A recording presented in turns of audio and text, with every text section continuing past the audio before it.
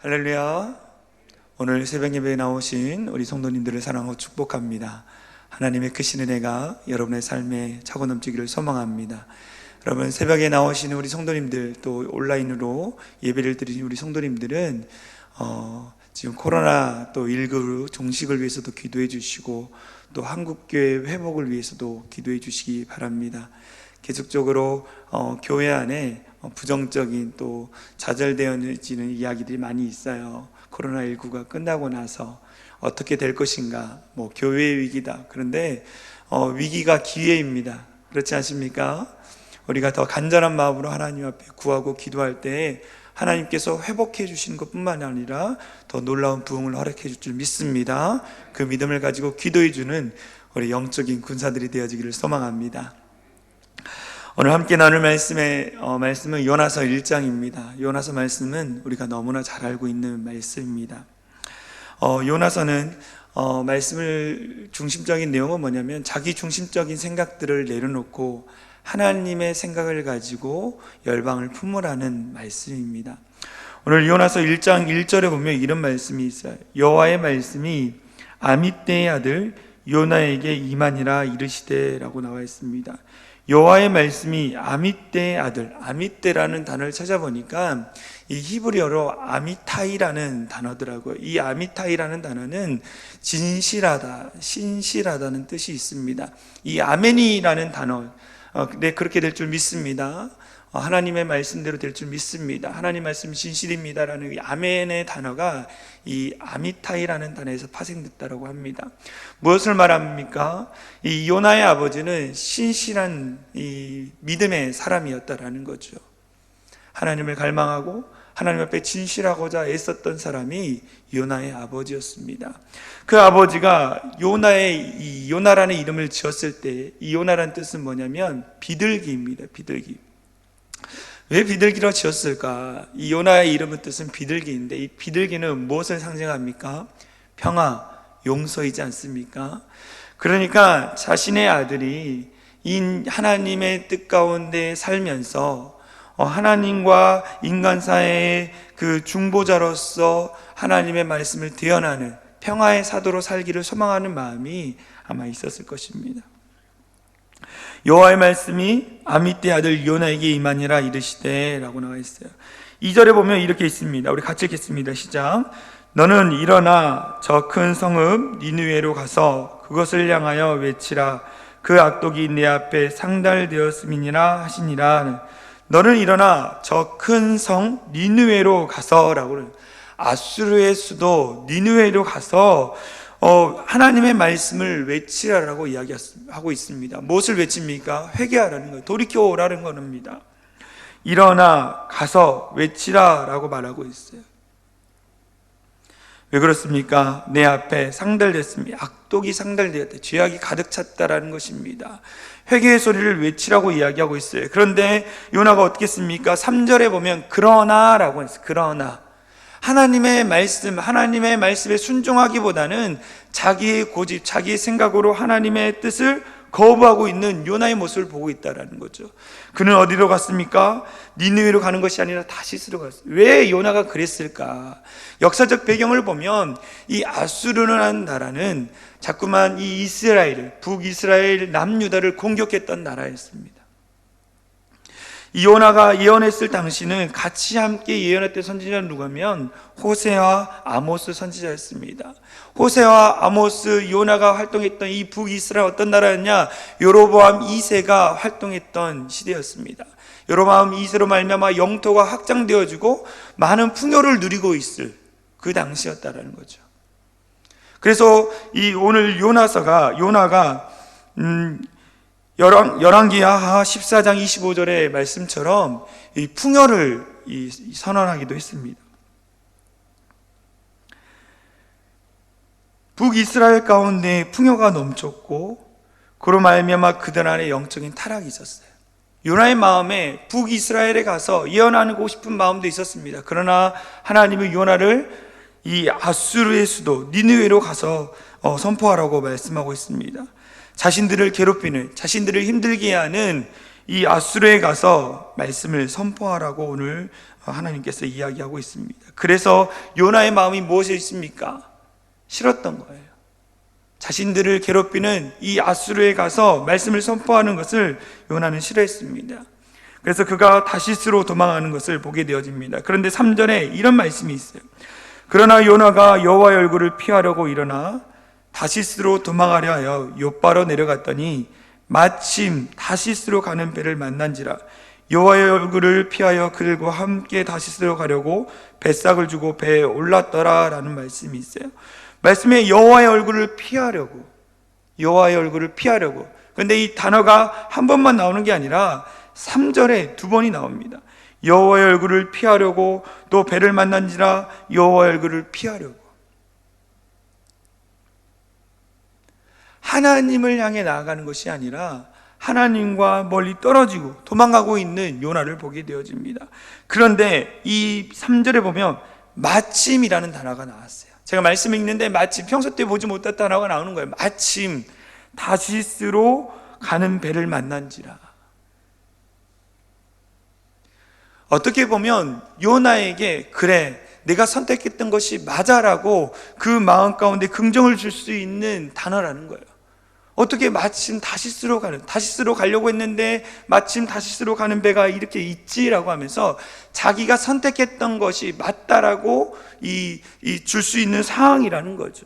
이것은 무엇입니까? 사단이 주는 마음이에요. 하나님이 원하시는 길과 또 내가 생각했던 길을 갈 때에 사단이 그래, 네가 가는 길이 맞다라고 우리에게 생각을 부어줄 수 있는 단어가 마침이라는 거죠. 우리는 늘 영적인 분별력을 갖고 살아야 합니다. 할렐루야. 영적인 분별력을 가지고 살아야 한다는 거예요. 이것이 분명히 하나님의 뜻인가, 늘 하나님 앞에 묻고 듣고 순종하는 삶을 살아야 한다는 거죠. 그런데 요나는 그렇게 하지 않았습니다. 하나님 앞에 묻지 않았다는 거죠. 하나님, 왜 내가 그곳에 가야 합니까? 묻지조차 하지 않았다는 거죠. 4장 2절 말씀, 요나서 4장 2절 말씀을 보면 하나님과 논쟁했다라는 것을 자기 스스로 이야기하고 있는 거예요. 하나님의 뜻과 내 생각을 가지고 논쟁하고 있대요. 하나님, 내가 생각하기에는 아닌 것 같은데요. 우리가 믿음의 길을 걸어가면서 신앙생활을 하면서 하나님의 뜻과 내 생각을 하나님의 그 뜻이라고 맞춰 신앙생활하는 그리스도인이 너무 많다라는 거예요. 내가 그동안 배워왔던 신앙, 내가 생각했던 그 습관적인 신앙이 하나님의 뜻이라고 선포하면서 그대로 살아가는 잘못된 그리스도인이 참 많다라는 거예요. 그래서 무슨 일이 일어납니까? 이 코로나19에 대한 여러 가지 막 이야기들이 있습니다. 하나님의 심판이다, 하나님이 주는 심판이다라고 이야기하면서 잘못된 이야기들을 하는 거예요. 코로나19가 왜 일어났습니까? 인간의 죄악으로 말미암아 일어난 거예요. 우리가 잘못했다는 거죠. 할렐루야. 이 모든 상황으로부터 어떻게 해야 돼요? 우리가 하나님 앞에 회개해야 하는 거예요. 하나님 앞에 돌아가는 작업을 해야 합니다. 할렐루야.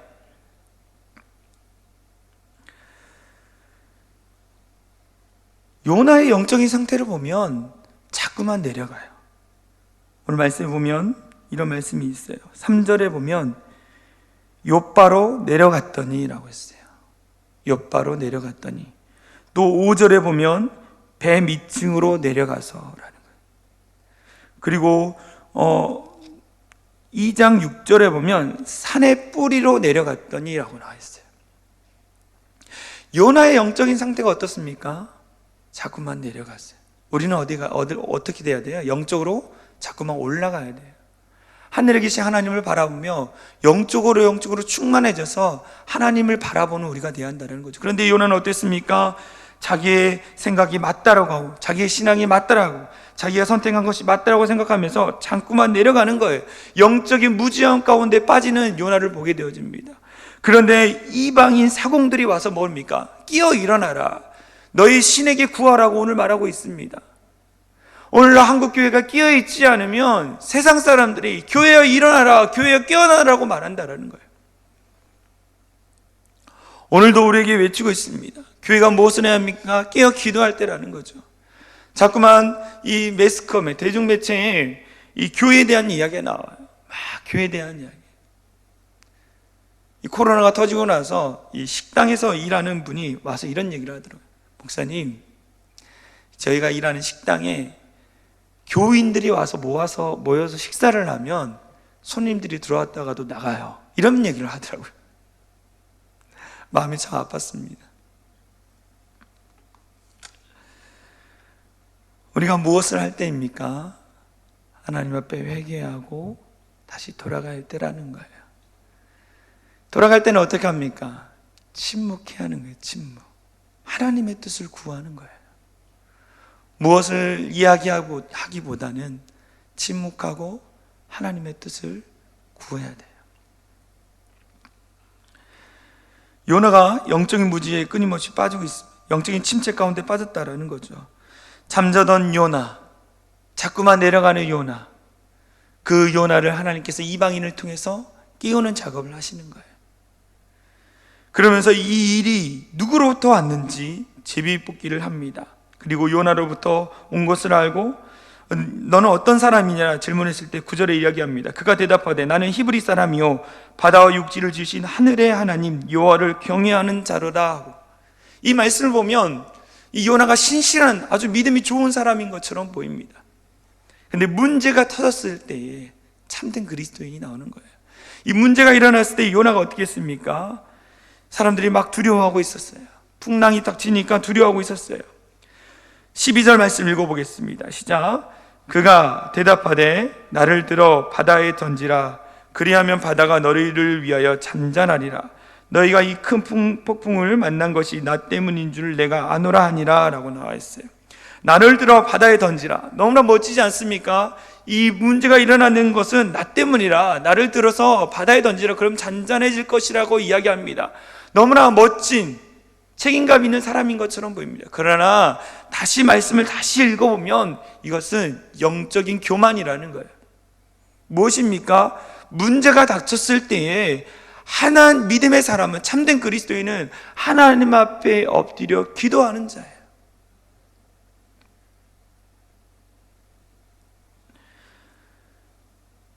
하나님 앞에 가서 하나님 앞에 머물러서 무릎 꿇고 회개해야 한다는 거죠. 그런데 요나는 어떻게 합니까?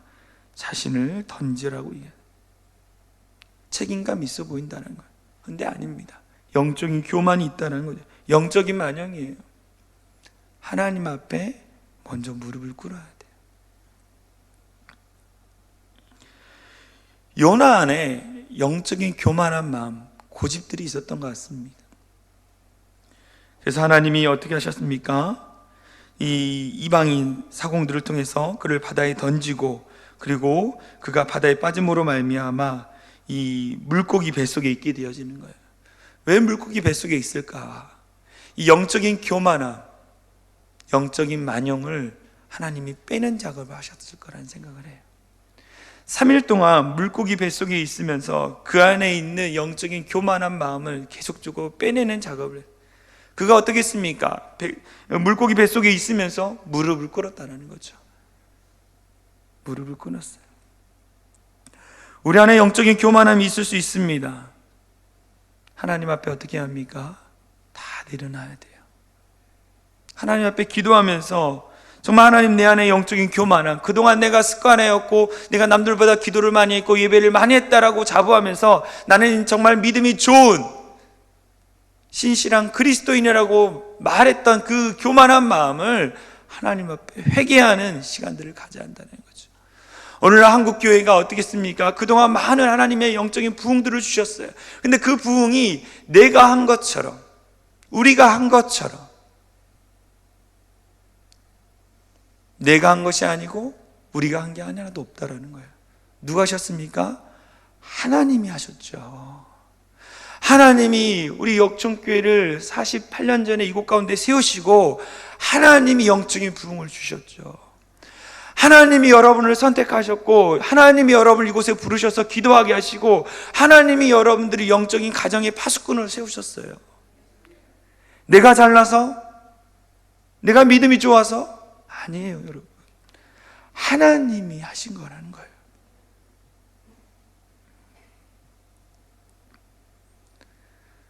코로나19 상황 가운데에 우리의 영적인 교만, 영적인 만영을 빼는 작업인 것 같아요. 계속적으로 교회 건물이 커지고 성도들이 많아지면서 그것이 자랑이냐 했던 우리의 모든 교만한 마음들을 빼내는 작업을 하고 있다는 거예요.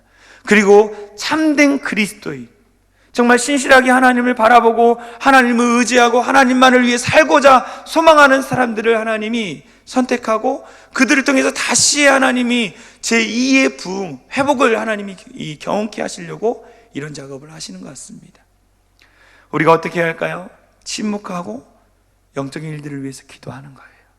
빼내는 작업을 내 스스로 나를 점검하고 한국교회, 우리 역청교회 안에 있는 영적인 교만들을 회개하고 다시 하나님 앞에 나아가는 작업들을 통해서 다시 놀라운 영적인 부흥의 바람이 부는 우리 역청교회가 되어지기를 소망합니다.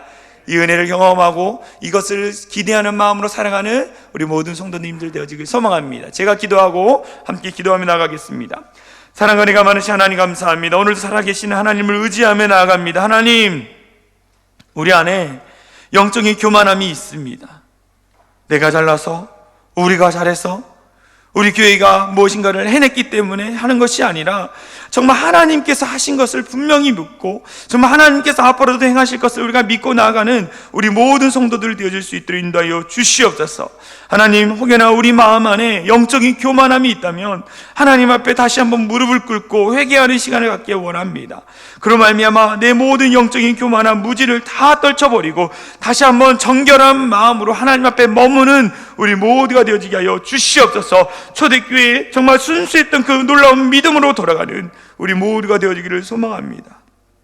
하나님, 코로나19로 말미암아 정말로 하나님, 우리가 다시 한번 우리의 신앙을 점검하는 시간이 되게 하여 주시고 다시 한번 하나님 앞에 더 가까이 나가는 우리 모두가 되어줄 수 있도록 역사하여 주시옵소서. 특별히 코로나19로 말미암아 어려운 시간을 보내고 있는 우리 성도들과 한국교회 가운데 다시 주님께서 일으켜 세워주시고 다시 한번 하나님이 주신 그 놀라운 영적인 성결의 부흥의 바람을 통하여 주님 앞에 영광 돌리는 우리 모두가 되어줄 수 있도록 인도하여 주시옵소서. 아버지, 이 시간을 통해서 우리 안에 낙심과 좌절을 다 떨쳐버리게 하여 주시고 주님 앞에 다시 한번 우리의 소망 되신, 우리의 희망 되신 주님을 붙잡고 나가는 우리 모든 성도들 되어질 수 있도록 인도하여 주시옵소서. 그래서 정말 다시 한번 예배의 자리, 기도의 자리 나와서 하나님 앞에 부르짖고 기도할 때에 우리 안에 놀라운 믿음이 배가 되어지게 하여 주시고 더 주님 앞에 더 주님을 향해 나아가는 우리 모든 성도들 되어질 수 있도록 역사하여 주시옵소서. 오늘도 우리에게 주어진 삶 가운데 기쁨으로 살게 하여 주시고 아버지, 모든 주님의 영적인 승리가 나타나는 삶이 되어질 수 있도록 역사하여 주시옵소서.